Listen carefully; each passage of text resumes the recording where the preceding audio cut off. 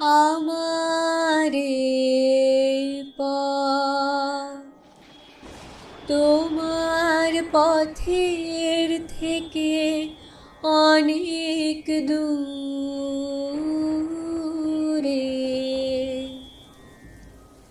গেছে বেঁকে গেছে বেঁকে আমারে পথ।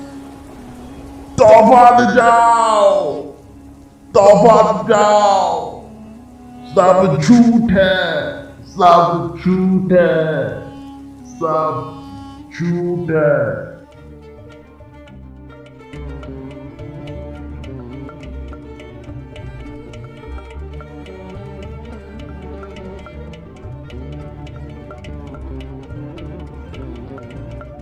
Break a story.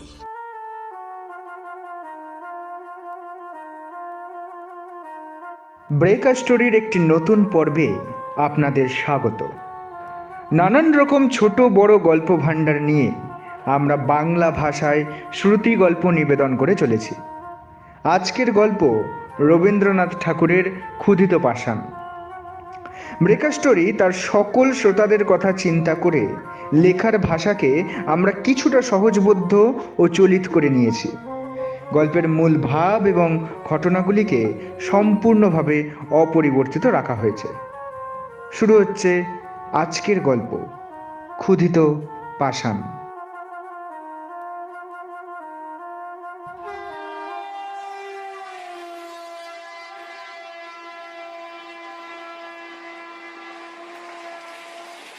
আমি এবং আমার আত্মীয় পুজোর ছুটিতে দেশভ্রমণ সেরে কলকাতায় ফিরে আসছিল। এমন সময় রেলগাড়িতে বাবুটির সাথে দেখা হয়। তার বেশভূষা দেখে প্রথমটা তাকে পশ্চিম দেশীয় মুসলমান বলে ভ্রম হয়েছিল। তার কথাবার্তা শুনে আরো ধাঁধা লেগে যায়। পৃথিবীর সব বিষয়ে এমন করে কথা বলতে লাগলেন যেন তার সাথে পরামর্শ করে বিশ্ববিধাতা সব কাজ করে থাকে। বিশ্ব সংসারের ভেতরে ভেতরে যে এমন সকল অশ্রুতপূর্ব নিগূঢ় ঘটনা ঘটছিল, রুশিয়ানরা যে এত দূর অগ্রসর হয়েছে, ইংরেজদের যে এমন সব মতলব আছে এবং দেশীয় রাজাদের মধ্যে যে একটা খিচুড়ি পাকাচ্ছে, এ সমস্ত কিছুই না জেনে আমরা সম্পূর্ণ নিশ্চিন্তে ছিলাম। আমাদের নবপরিচিত ঈষৎ হেসে বললেন, There happen more things in heaven and earth. Ratio and a reported in your newspaper. আমরা এই প্রথম ঘর ছেড়ে বেরিয়েছি, সুতরাং লোকটি রকম সকম দেখে অবাক হয়ে গেল। লোকটি কখনো বিজ্ঞান বলে, কখনো বেদের ব্যাখ্যা করে, আবার হঠাৎ কখনো পার্সি বয়েত আওড়াতে থাকে। বিজ্ঞান, বেদ ও পার্সি ভাষায় আমাদের কোনো অধিকার না থাকাতে তার প্রতি আমাদের ভক্তি উত্তরোত্তর বাড়তে লাগলো। এমনকি আমার থিয়েসফিস্ট আত্মীয়টির মনে দৃঢ় বিশ্বাস হলো যে আমাদের এই সহযাত্রীর সাথে কোনো রকম অলৌকিক ব্যাপারের কিছু একটা যোগ আছে, কোনো একটা অপূর্ব ম্যাগনেসিজম অথবা দৈব শক্তি অথবা সূক্ষ্ম শরীর অথবা ওই রকম কিছু একটা।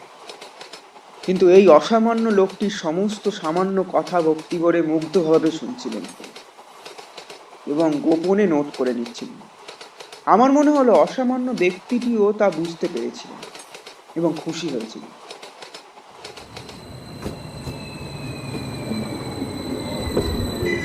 গাড়ি এসে জংশনে থামলে আমরা দ্বিতীয় গাড়ির অপেক্ষায় ওয়েটিং রুমে সমবেত হলাম।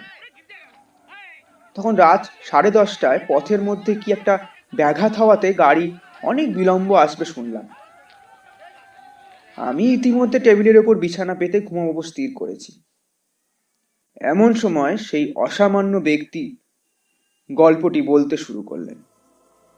সেই রাতে আমার আর ঘুম হলো না। রাজ্য চালনা সম্বন্ধে দু একটা বিষয়ে মতান্তর হওয়াতে আমি জুনাগড়ের কাজ ছেড়ে যখন হায়দ্রাবাদের নিজাম সরকারে প্রবেশ করলাম, তখন আমাকে অল্প বয়সী দেখে প্রথমে বরিচে তুলার মাসুল আদায়ে নিযুক্ত করা হল। বরির জায়গাটি বড় রমণীয়। নির্জন পাহাড়ের নিচে বড় বড় বনের ভেতর দিয়ে এঁকে বেঁকে গিয়েছে সুস্তা নদী। তার গতিবিধি এক দক্ষ নর্তকীর মতোই। প্রকৃতির বেঁধে দেওয়া তালে সে পাথরের খাঁজ আর পথের বাঁকের মধ্যে দিয়ে এগিয়ে চলেছে। নদীর ধারে পাহাড়ের পাদদেশে ছিল এক শান বাঁধানো ঘাট, আর তার উপরে শ্বেত পাথরের প্রাসাদ। বরিচের হাট এবং গ্রাম সেখান থেকে অনেক দূরে। জায়গাটার শোভা বাড়ানোর দায়িত্ব যেন একা এই প্রাসাদের। আশেপাশে আর কেউ নেই, সে একাই মাথা তুলে দাঁড়িয়ে রয়েছে। প্রায় 250 বছর আগে এক পরাক্রমী সম্রাট ভোগ বিলাসের জন্য এই নির্জন জায়গায় প্রাসাদটি তৈরি করেন। প্রাসাদের ধাঁচ দেখেই আঁচ করা যায় তার বিলাস বহুল অতীত। আজ থেকে 200-250 বছর আগে হয়তো প্রাসাদের স্নানশালা দিয়ে ঝরে পড়ত গোলাপগন্ধি জল, আর তাতে পা ডুবিয়ে বসে সেতার হাতে গান গাইতেন প্রাসাদের তরুণী পারসিক রমণীরা।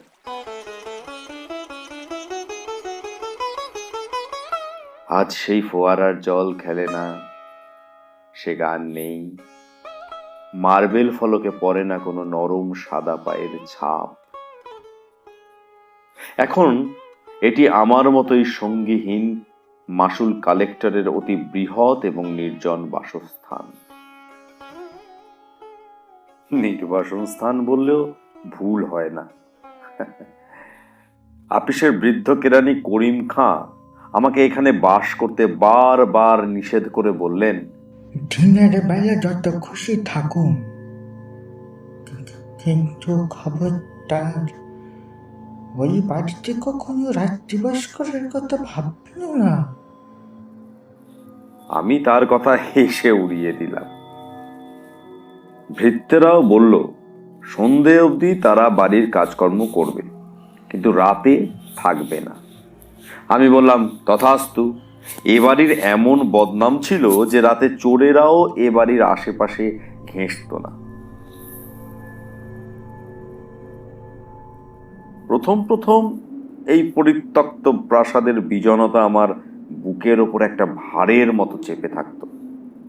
আমি যত পারতাম বাইরে থেকে কাজকর্ম সেরে শ্রান্ত দেহে বাড়ি ফিরে নিদ্রা দিতাম, কিন্তু সপ্তাহ খানিকের মধ্যে এবাড়ির এক অদ্ভুত নেশা আমাকে ঘিরে ধরতে লাগলো। আমার সে অবস্থা বর্ণনা করা কঠিন, এবং সে কথা লোককে বিশ্বাস করানো শক্ত। সমস্ত বাড়িটা একটা সজীব পদার্থের মতো আমাকে তার জঠরস্থ মোহরসে অল্প অল্প যেন জীর্ণ করতে লাগলো।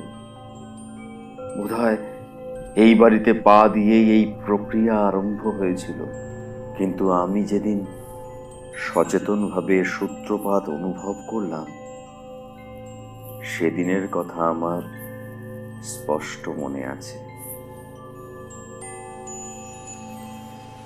তখন গ্রীষ্মের শুরুতে বাজার নরম, আমার হাতে কোনো কাজ ছিল না। সূর্যাস্তের কিছু পূর্বে আমি সেই নদী তীরে ঘাটের নিম্নতলে একটা আরাম কেদারা নিয়ে বসেছি। তখন সুস্তা নদী শীর্ণ হয়ে এসেছে। বালুতট অপরাহ্নের আভায় রঙিন হয়ে উঠেছে।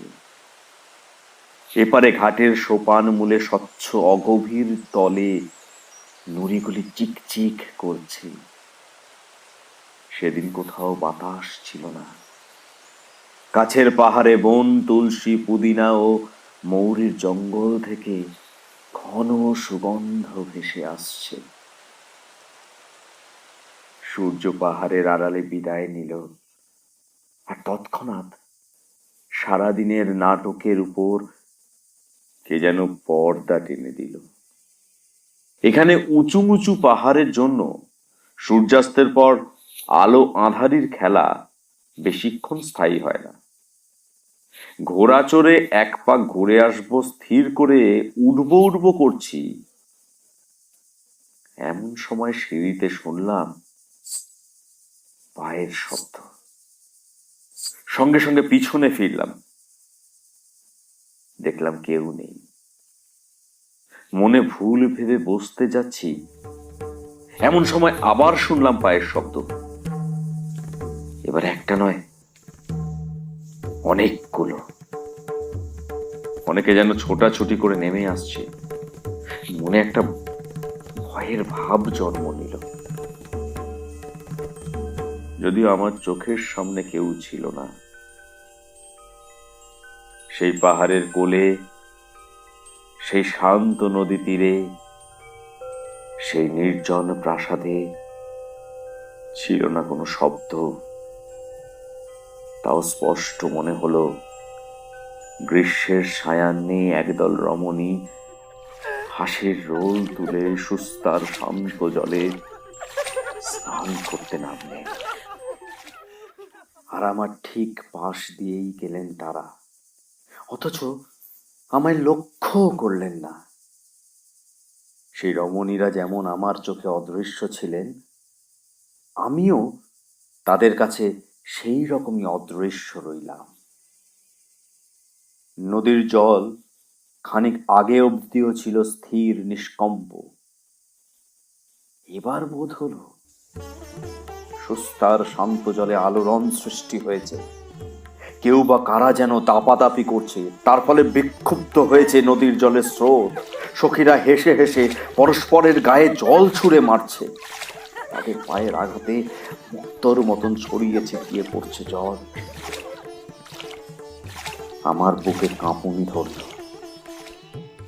সে উত্তেজনা ভয়ের, কি আনন্দের, কি কৌতূহলের, তা ঠিক বলতে পারি না। বড় ইচ্ছে করতে লাগলো ভালো করে দেখি, কিন্তু সামনে কিছুই নেই।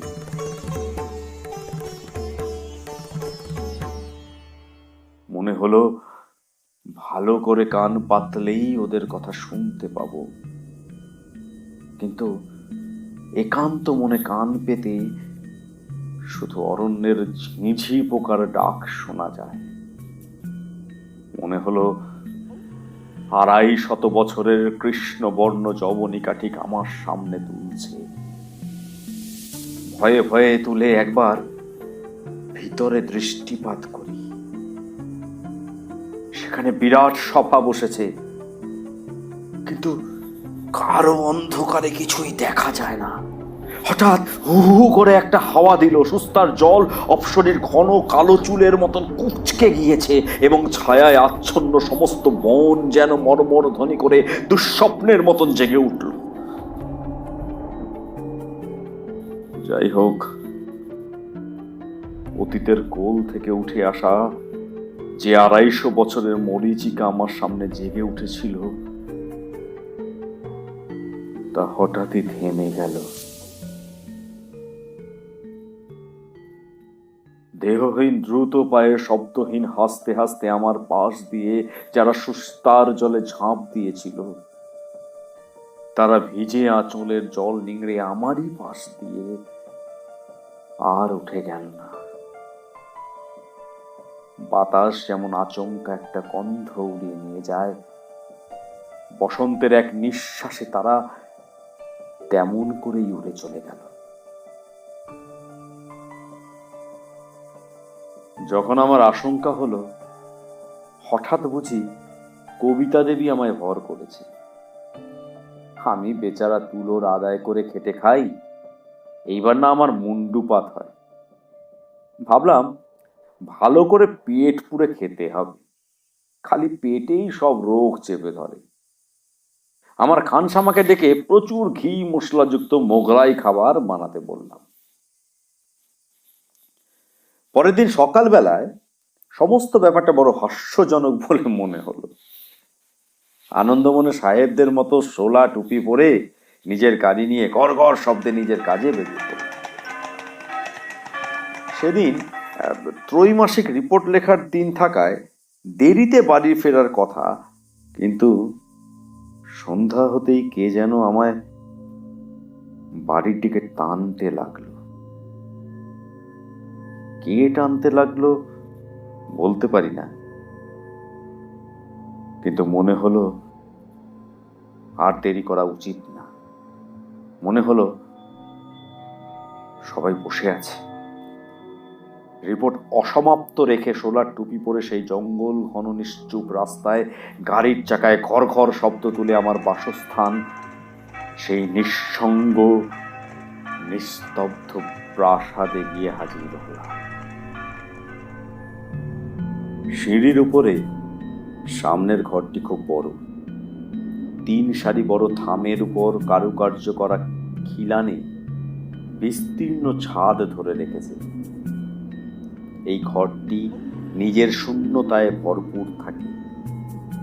সেদিন সন্ধ্যার প্রাক্কালে প্রদীপ জ্বালানো হয়নি। দরজা ঠেলে আমি সেই বৃহৎ ঘরে প্রবেশ করলাম,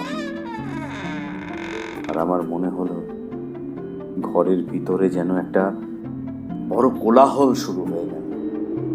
যেন হঠাৎ সভা ভঙ্গ হয়ে চারিদিকে দরজা জানলা বারান্দা দিয়ে কে কোথায় পালাচ্ছে তার ঠিক নেই। আমি কোনো কিছু দেখতে না পেয়ে আবার অবাক হয়ে দাঁড়িয়ে রইলাম।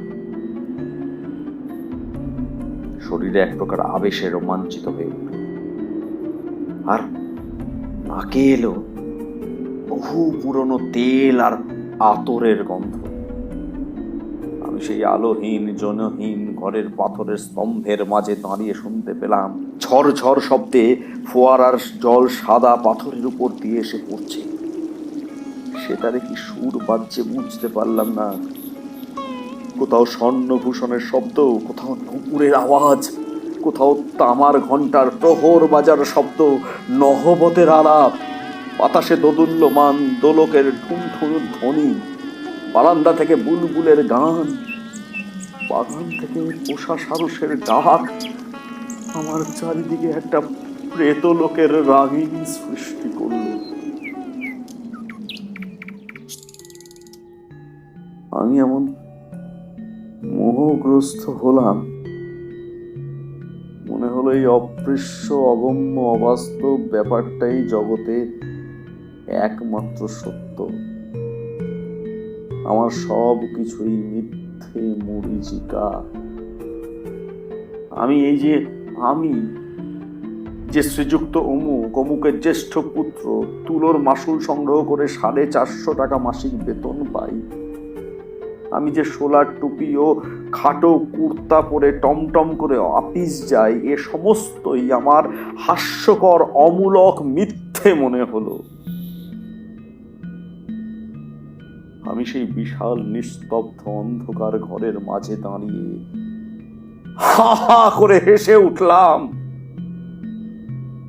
তখনই আমার মুসলমান চাকর কেরোসিনের ল্যাম্প হাতে ঘরে প্রবেশ করলো। সে আমাকে পাগল মনে করলো কিনা জানি না, কিন্তু তৎক্ষণাৎ আমার স্মরণে এলো আমি অমুক চন্দ্রের জ্যেষ্ঠ পুত্র অমুক নাথ।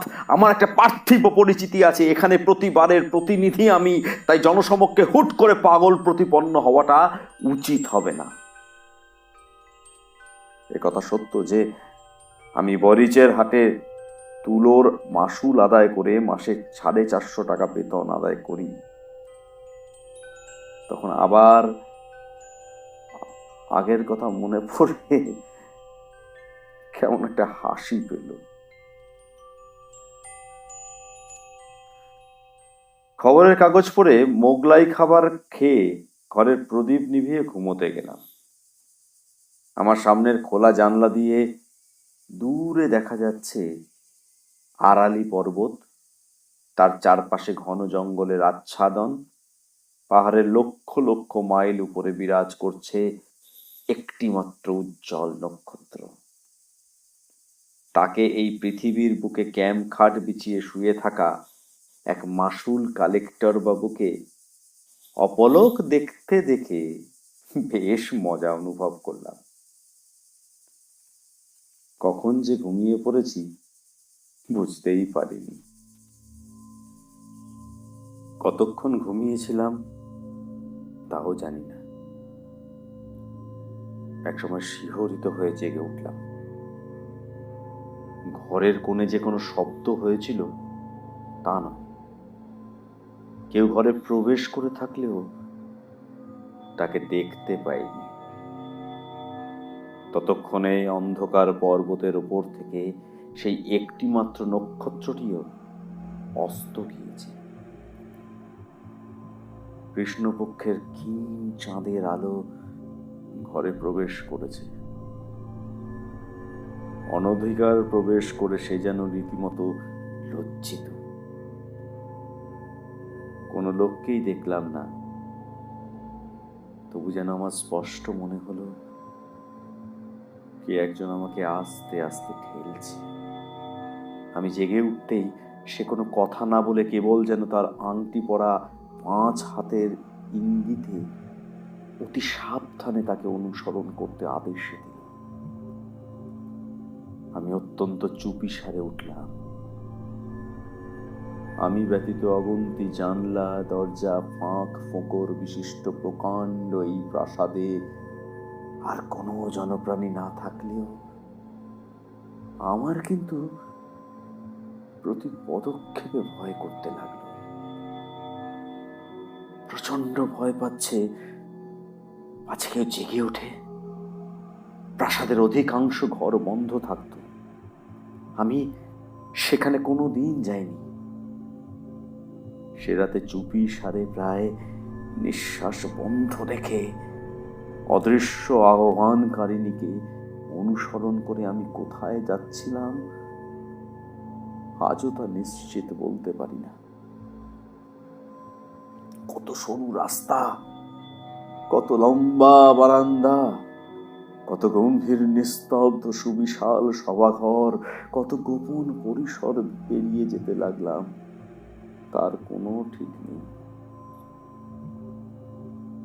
আমার সেই অদৃশ্য দূতিটিকে দেখতে না পেলেও তার মূর্তি আমার মনে অগোচরে ছিল না।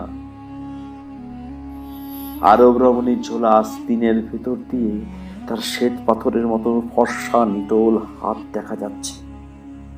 টুপির প্রান্ত থেকে মুখের ওপর পর্যন্ত রয়েছে একটি সূক্ষ্ম আবরণ, কোমরে বাঁকা ছুরি বাঁধা। আমার মনে হলো আরব্য উপন্যাসের একটি রজনী যেন উপন্যাস থেকে উড়ে এসেছে। আমি যেন রাতের আধারে ডুবে থাকা বাগদাদের রাস্তা ধরে হাঁটছি।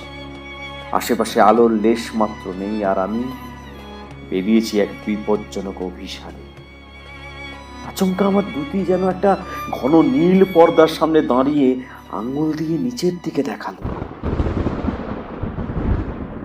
নিচে কি ছিল না বুঝলেও ভয়ে আমার বুকে হিম স্রোত বয়ে গেল। আমি অনুভব করলাম সেই পর্দার সামনে মাটির ওপরে জরির কাজ করা রেশমের আলকাল্লা পরে বসে আছে এক কৃষ্ণাঙ্গ ব্যক্তি। তার কোলের ওপর খোলা তলোয়ার 2 পা মাটিতে ছড়িয়ে এসে ঢলছে। আমার দুটি তার 2 পা ডিঙিয়ে পর্দার একটা প্রান্ত তুলে ধরল। ভিতরে একটি ঘরে সামান্য অংশ চোখে পড়ল। তক্তপোষের ওপর কেউ একজন বসে আছে। কে দেখা গেল না, কেবলমাত্র জাফরান রঙের ফুলে ফেঁপে থাকা পাজামা পরা একজোড়া পায়ের নিচের অংশটুকু, জরির নাগরাই পরা সুন্দর 2টি পা গোলাপি মখমলের আসনের ওপর অলসভাবে বিরাজ করছে। মেঝের এক পাশে নীলাভ স্ফটিক পাত্রে কতগুলি আপেল, নাশপাতি, নারাঙ্গি এবং প্রচুর আঙুরের গুচ্ছ সাজানো রয়েছে, এবং তার পাশে ছোট 2টি পেয়ালা, একটি স্বর্ণাভ মদিরার কাঁচ পাত্র অতিথির জন্য অপেক্ষা করছে। ঘরের ভিতরে কোথাও একটা ধূপ জ্বলছিল মনে হলো। তার অপূর্ব সুগন্ধি ধোঁয়া চারপাশে মাদকতা সঞ্চার করেছে। আমি কম্পিত বুকে যেই সেই কৃষ্ণাঙ্গ পাহারাদারের ছড়িয়ে থাকা পা দুটোকে টপকাতে গেছি, অমনি সে চমকে জেগে উঠল, আর কোলের ওপর রাখা সেই খোলা তলোয়ার সশব্দে মাটিতে পড়ে গেল। হঠাৎ একটা বিকট চিৎকারে উঠে দেখি আমার সেই ক্যাম্পখানের ওপর বসে আছি, আমার গা ঘেমে গেছে।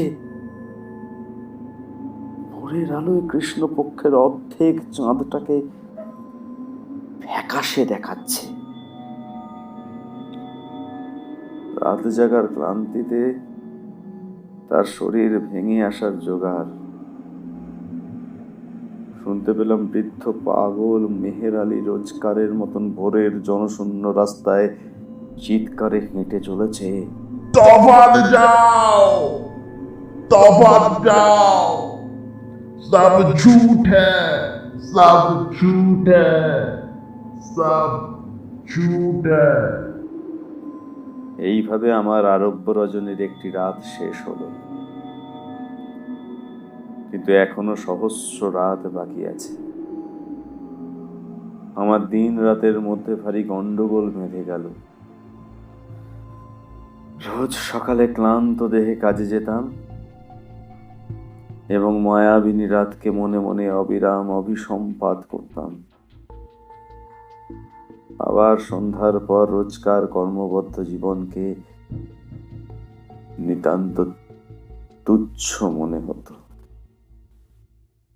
সন্ধ্যার পর আমি যেন একটা নেশার জালে আষ্টে পৃষ্ঠে জড়িয়ে পড়তাম।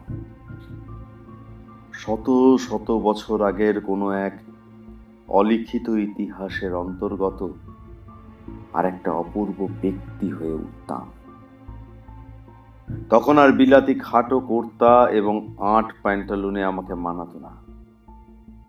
তখন আমি এক লাল মখমলের ফেজ তুলে, ঢিলা পায়জামা, ফুলকাটা কাবা এবং রেশমের দীর্ঘ চোগা পরে, রঙিন রুমালে আতর মেখে বহু যত্নে সাজতাম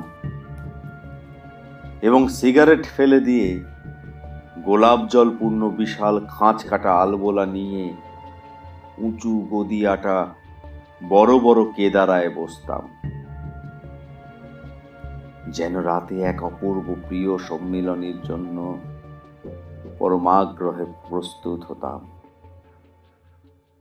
তারপর অন্ধকার যত ঘনীভূত হতো, তত কি যে অদ্ভুত ঘটনা ঘটতে থাকতো তা বলে বোঝানো যাবে না। ঠিক যেন একটা চমৎকার গল্পের কিছু ছিন্ন অংশ বসন্তের আকস্মিক বাতাসে এই বৃহৎ প্রাসাদের বিচিত্র ঘরগুলির মধ্যে উড়ে বেড়াতো। খানিকটা দূর পর্যন্ত দেখা যেত, তারপর আর শেষ দেখা যেত। আমিও সেই ঘূর্ণায়মান বিচ্ছিন্ন অংশগুলি অনুসরণ করে সমস্ত রাত ঘরময় ঘুরতাম। এই খণ্ড স্বপ্নের আবর্তের মধ্যে খানিকের জন্যে ভেসে আসা হেনার গন্ধে, সেতারের শব্দে, হাওয়ার তরঙ্গে এক নায়িকাকে বিদ্যুৎ ঝলকের মতো দেখতে পেতাম। তার পরনে জাফরান রঙের পাজামা এবং জরির ফুল কাটা কাচুল, দুধে আলতা পায়ে সেই জরির নাগরাই, মাথায় লাল টুপি থেকে ঝোলা সোনার ঝালর তার মাথায় এবং কপাল ঘিরে রয়েছে। সে আমাকে পাগল করে তুলেছিল। আমি তারই অভিসারে ঘুমের অতল স্পর্শী রাজ্যে অবস্থিত গলিতে গলিতে ঘরে ঘরে ঘুরে বেড়াচ্ছি। একদিন সন্ধ্যার সময় বড় আয়নার দুদিকে বাতি জ্বালিয়ে যত্ন করে শাহজাদার মতন সাজসজ্জা করছি, এমন সময় হঠাৎ দেখতে পেলাম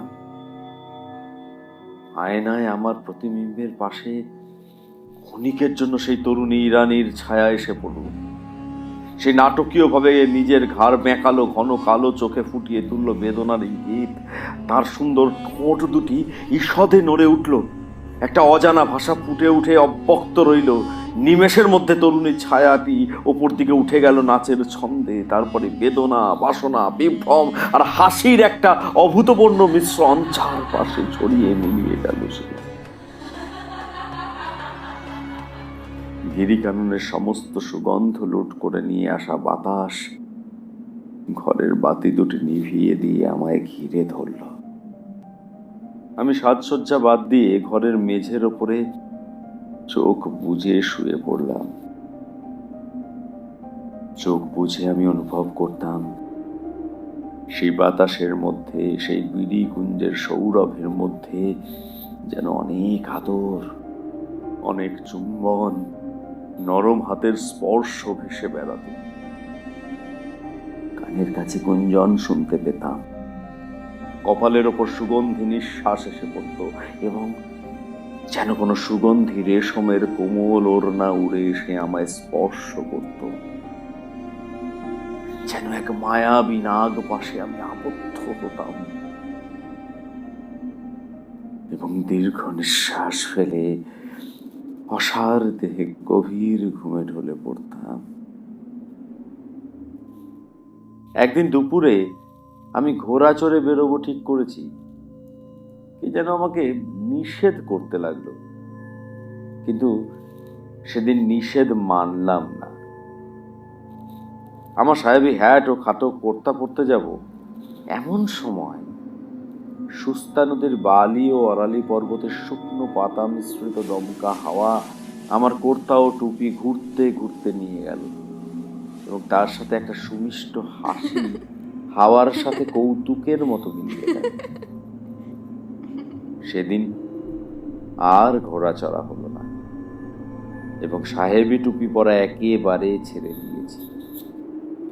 আবার সেদিন মাঝরাতে বিছানার ওপর বসে শুনতে পেলাম এ যেন গুমরে গুমরে বুক ফেটে কাঁদছে, যেন আমার খাটের নিচে, মেঝের নিচে, প্রাসাদের ভিতের তলায় থাকা কোনো এক অন্ধকার গহ্বর থেকে কেঁদে কেঁদে বলছে, তুমি আমাকে উদ্ধার করে নিয়ে যাও। কঠিন মায়া, গভীর নিদ্রা, নিষ্ফল স্বপ্নের সমস্ত দ্বার ভেঙে তুমি আমাকে ঘোড়ায় তুলে বুকের কাছে চেপে ধরে বনের ভিতর দিয়ে, পাহাড়ের উপর দিয়ে,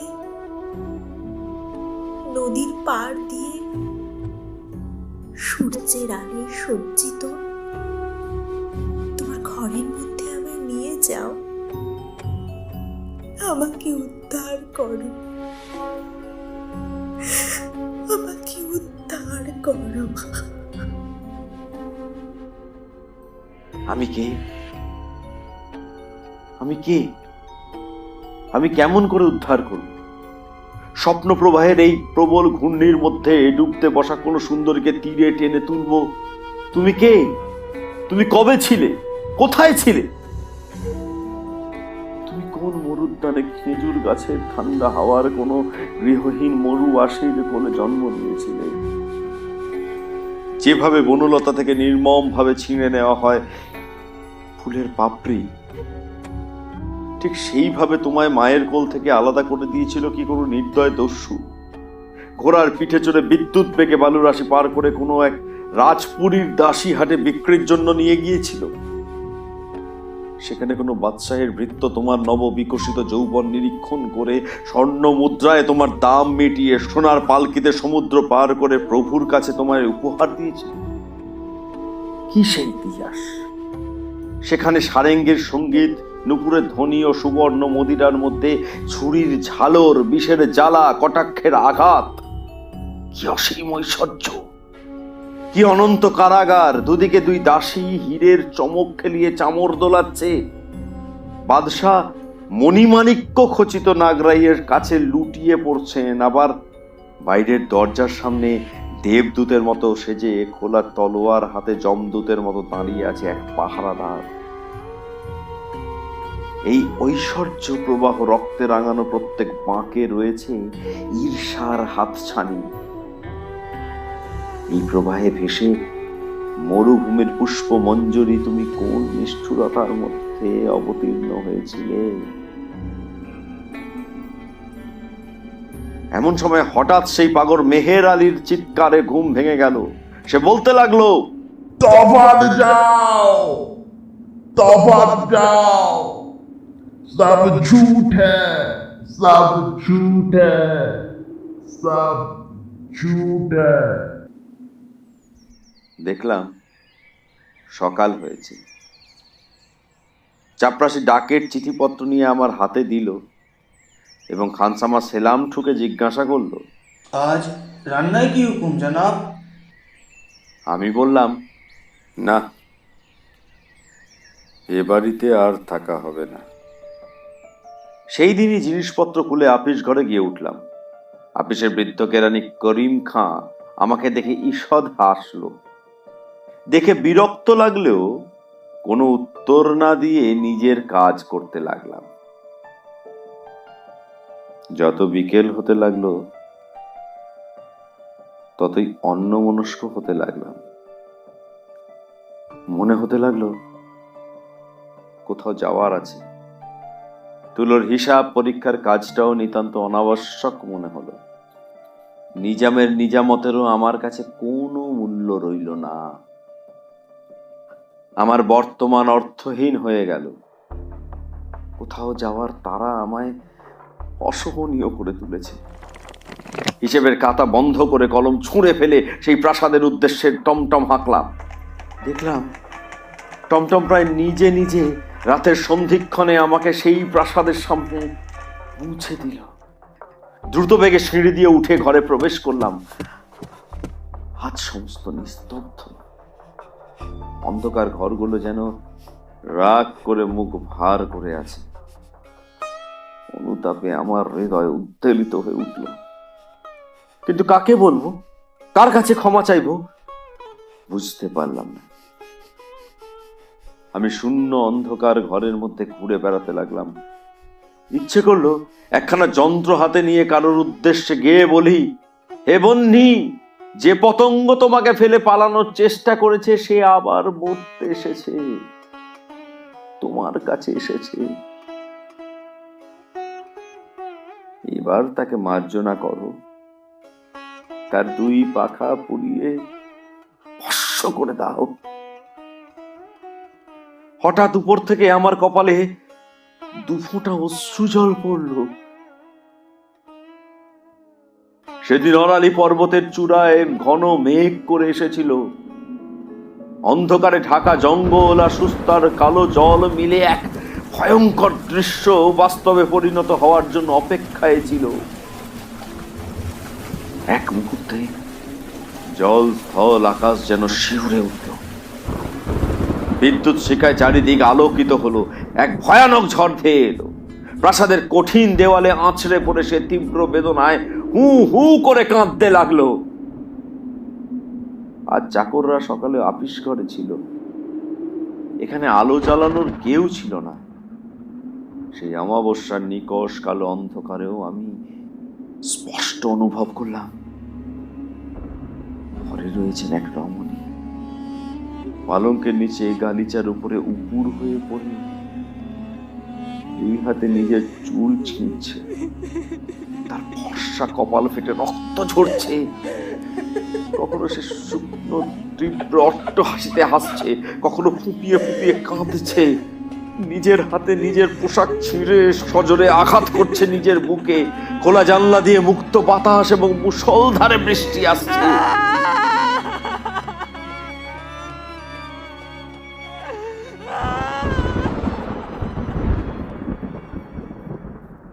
সমস্ত রাতে ঝড় থামেনি, কান্নাও থামেনি। আমি নিষ্ফল পরিতাপে অন্ধকারে ঘরে ঘরে ঘুরে বেড়াতে লাগলাম। কোথাও কেউ নেই।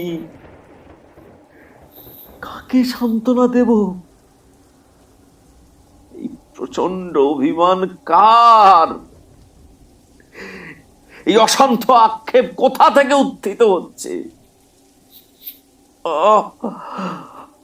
এমন সময় পাগল চিৎকার করে উঠল, তফাৎ যাও, তফাৎ যাও, সব ঝুট হ্যায়, সব ঝুট হ্যায়, সব ঝুট হ্যায়। দেখলাম ভোর হয়েছে এবং মেহের আলী এই ঘোর দুর্যোগের দিনও যথা নিয়মে প্রাসাদ প্রদক্ষিণ করে তার অভ্যস্ত চিৎকার করছে। হঠাৎ আমার মনে হলো এই মেহের আলীও আমার মতো একসময় এই প্রাসাদে বাস করত।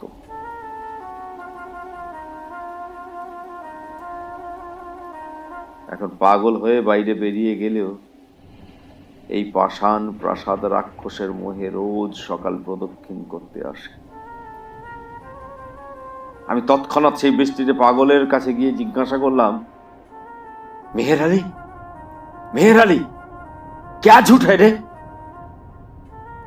সে আমার কথার কোনো উত্তর না করে আমাকে ঠেলে ফেলে অজগর সাপের মারণ আলিঙ্গনে আবদ্ধ ঘূর্ণায়মান পাখির মতন বাড়ির চারপাশে ঘুরপাক খেতে শুরু করলো আর নিজেকে সতর্ক করার জন্য বারবার বলতে লাগলো, তফাৎ যাও, তফাৎ যাও, সব ঝুট হ্যায়, সব ঝুট হ্যায়, সব ঝুট হ্যায়। আমি সেই ঝড় জলের মধ্যে পাগলের মতো নাপিসে গিয়ে করিম খাঁকে ডেকে বললাম, এর অর্থ কি আমায় বলো, আমায় বুঝিয়ে বলো। বৃদ্ধ যা বলল তার সারমর্ম এই যে অনেক অতৃপ্ত বাসনা, অনেক উন্মত্ত আবেগের প্রতীক এই প্রাসাদটি। সেই সব নিষ্ফল কামনার অভিশাপে প্রাসাদের প্রত্যেক প্রস্তর খণ্ড ক্ষুধার্ত ও তৃষ্ণার্ত হয়ে আছে। কোনো সজীব মানুষ পেলেই তাকে গ্রাস করতে চায়। ওই প্রাসাদে ত্রিরাত্রি কাটানো ব্যক্তিদের মধ্যে কেবল মেহের আলী বেরিয়ে আসতে পেরেছে। এ পর্যন্ত আর কেউ সে গ্রাস থেকে মুক্তি পায়নি। আমি জিজ্ঞাসা করলাম, আচ্ছা, আমার উদ্ধারের কি কোনো পথ নেই? বৃদ্ধ বললেন, একটি মাত্র উপায় আছে, কিন্তু তা অত্যন্ত দুরূহ। এটাই তোমাকে বলছি। কিন্তু তার আগে গুলবাগের একটি ইরানি কৃতদাসের পুরনো ইতিহাস জানা আবশ্যক। এমন আশ্চর্য ও হৃদয় বিশারক ঘটনা এর আগে কখনো ঘটেনি। এমন সময় কুলিরা এসে খবর দিল গাড়ি আসছে। এত শীঘ্র? তাড়াতাড়ি বিছানাপত্র বাঁধতে বাঁধতে গাড়ি এসে পড়ল। সে গাড়ির ফার্স্ট ক্লাসে একজন ইংরেজ জানালা দিয়ে মুখ বাড়িয়ে ঢুলু ঢুলু চোখে স্টেশনের নাম পড়ার চেষ্টা করছিল। আমাদের সহযাত্রী বন্ধুটিকে দেখেই হ্যালো বলে চিৎকার করে উঠল এবং লোকটি তার ব্যাগপত্র নিয়ে গাড়িতে উঠবেন বলে অগ্রসর হলেন। যাওয়ার সময় একবার রহস্যময় দৃষ্টিতে পিছনে ফিরে হাসলেন। সেই হাসির কি অর্থ তা আমার আর বোধগম্য হয়নি। আমরাও সেকেন্ড ক্লাসে উঠবো বলে তৎপর হলাম। লোকটি কে সে খবর আর পাওয়া হলো না এবং গল্পটিও অসম্পূর্ণ থেকে গেল। আমি কৌতুকের স্বরে বললাম, লোকটা আমাদের বোকা পেয়ে বেশ ঠকিয়ে গেল। গল্পটা আগা গোড়া বানানো। আমার আত্মীয়টি ইতিমধ্যে লোকটি দ্বারা প্রভাবিত হয়েছিল। তিনি খানিক বিরক্তির সুরে বললেন, মানুষকে অবিশ্বাস করা তোমার স্বভাবে পরিণত হয়েছে, যত বলে গজগজ করতে লাগলেন। এই বিষয় নিয়ে আমাদের মধ্যে যে তর্কের সূত্রপাত হয়েছিল তার ফলে এই জন্মের মতো আমারও আমার থিওসফিস্ট আত্মীয়টির সমস্ত সম্পর্কে বিচ্ছেদ ঘটে গেছে। কিন্তু এতগুলো বছর পরে আজও একটি প্রশ্ন প্রায়শই মনকে বিচলিত করে তোলে। বাস্তবে কি অস্তিত্ব আছে সেই বিলাসবহুল প্রাসাদে? এখনো কি ক্ষুধার্ত সেই মোহন? আসল রহস্যটাই বা কি রহস্যাবৃত বিশালাকার সেই ক্ষুধিত পাষাণের?